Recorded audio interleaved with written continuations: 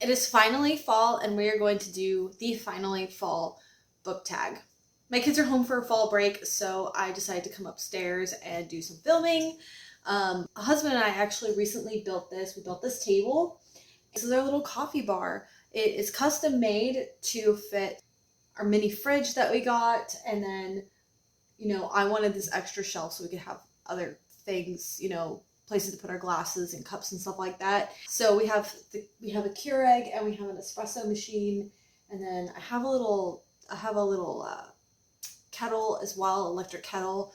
I'm very pleased with it, and it feels very autumnal right now. And we have this spiced pumpkin candle, which I would light, but I cannot find a lighter. So let's go ahead and get into the questions. In the fall, the air is crisp and clear. Name a book with a vivid setting. For this one, I'm going to go with An Enchantment of Ravens by Margaret Rogerson. I read this a couple of years ago, and it was so good. I really love that our main character is an artist. In this book, our main character, the artist, does a portrait of a high fairy royal. However, she ends up in a little bit of trouble because she just did too good of a job portraying his humanity or something.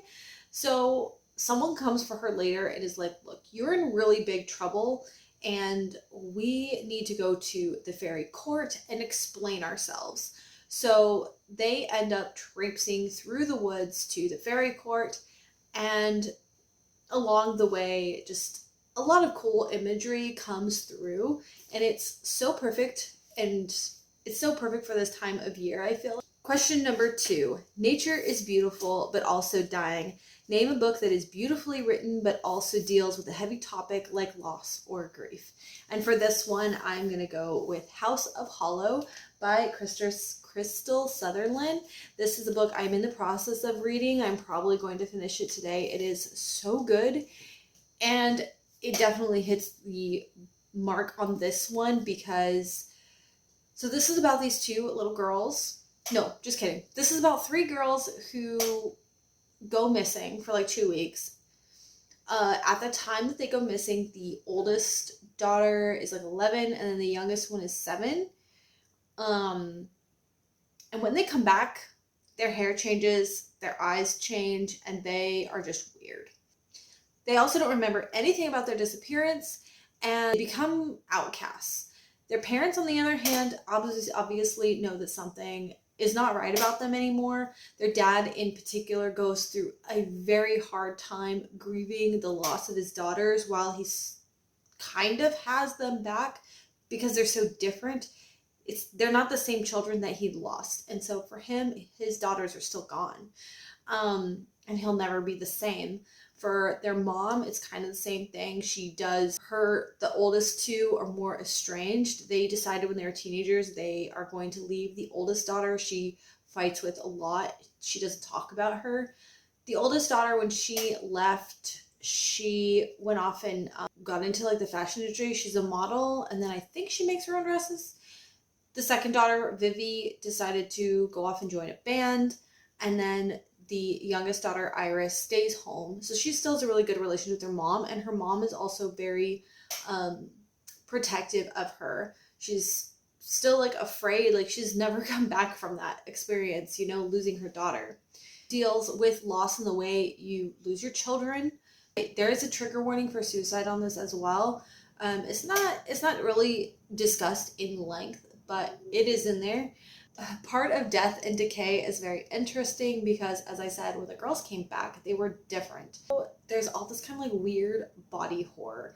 And in these, oh my God. Now in present time, the oldest daughter goes missing again. So Vivi and Iris decide to go investigate their sister's disappearance. And wherever she had all these secrets. And so as they're kind of slowly discovering all of these different secrets she had and all these different places she had been, some of these places are like rotting and decaying in the most bizarre way.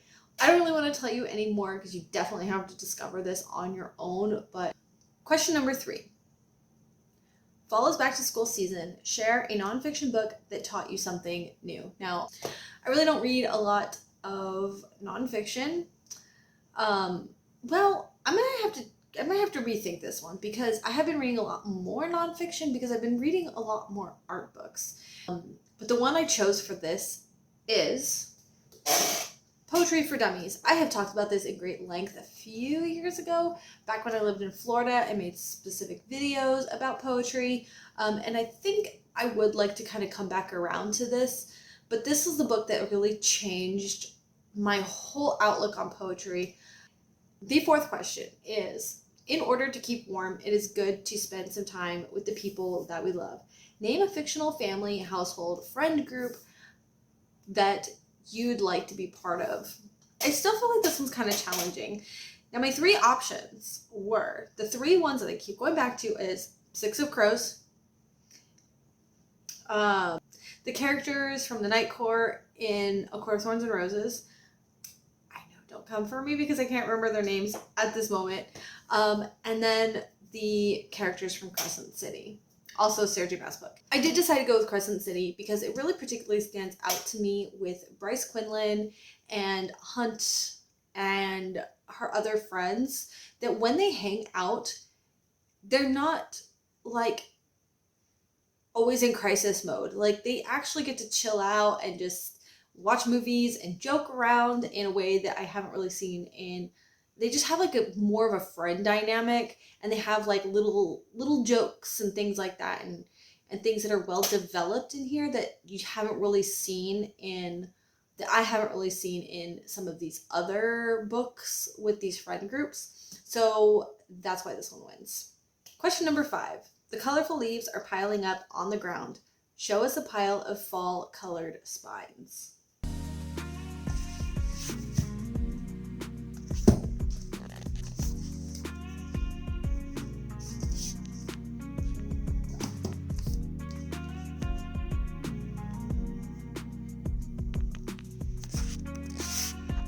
Question number 6. Fall is a perfect time for some storytelling by the fireside. Share a book wherein somebody is telling a story.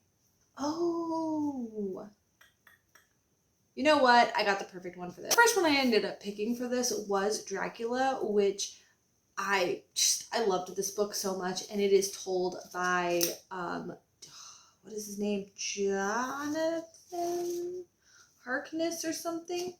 And you never actually get up close and personal with Dracula except through the narrator's interactions with him, but he is like relaying his observations to you, telling the story of his experience with Dracula and Dracula's life. And then Dracula's not even a huge part of this, which is interesting because when he goes back to his family and friends, they're more or less like kind of reminiscing on like these strange interactions, which is kind of an interesting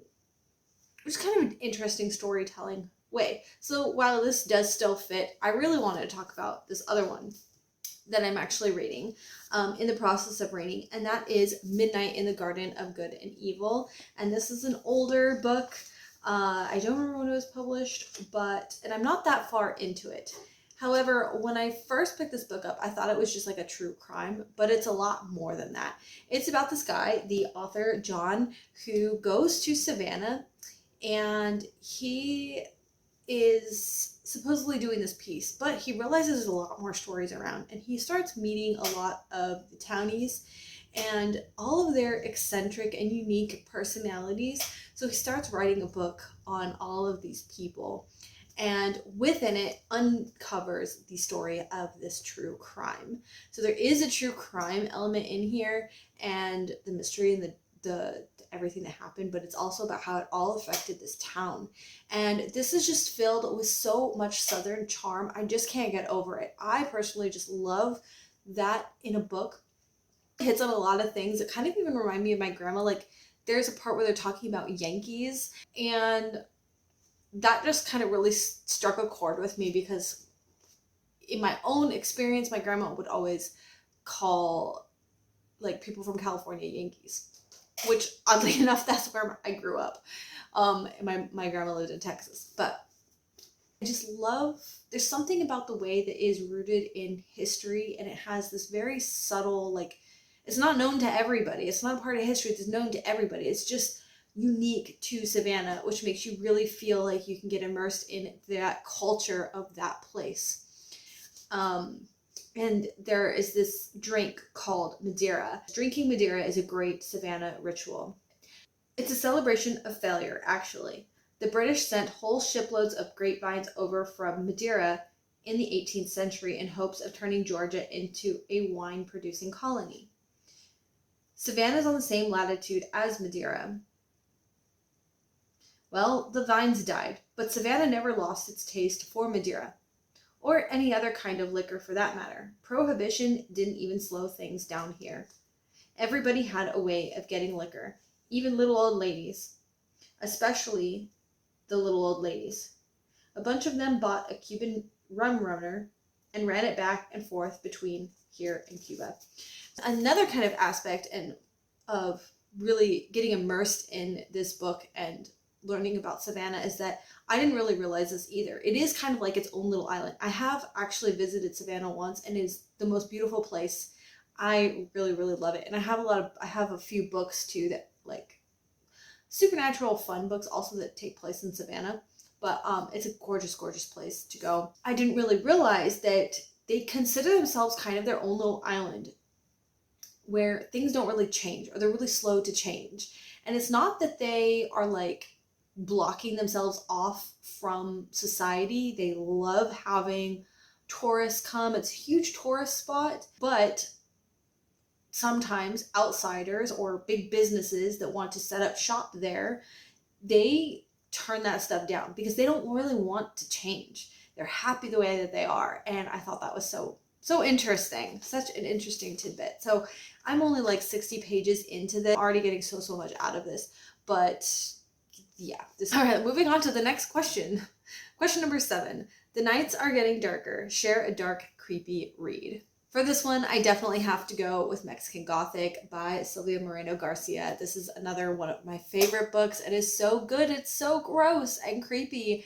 And this man that runs this estate is, like a white guy. And he ends up marrying this girl who is our main character's cousin.